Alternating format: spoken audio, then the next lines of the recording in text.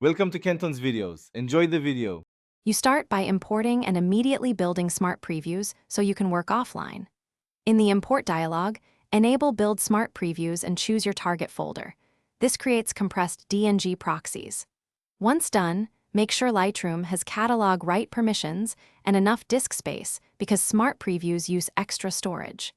You do this now because smart previews let you edit without original files. The edits sync back when originals are reconnected. This step sets the foundation so everything that follows is fast and reversible. You now edit as if originals are present.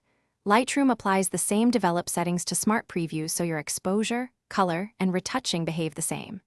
Use the develop module and local tools, brushes, gradients, masks, and know those adjustments are recorded in the catalog. Make sure to check the histogram and zoom to 1 to evaluate noise and detail.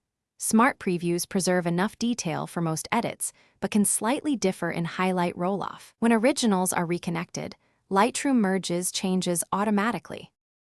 Finish by exporting or syncing your work.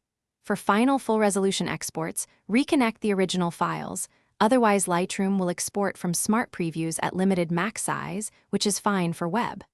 Once done, use the Sync panel to upload changes to Lightroom Cloud or mobile. If edits seem absent, make sure originals are relinked. Select Images, right-click, and choose Find Missing Photo if previews are corrupted. Rebuild smart previews from library previews. That single troubleshooting step fixes most issues. Thanks for watching. Consider subscribing if we helped you.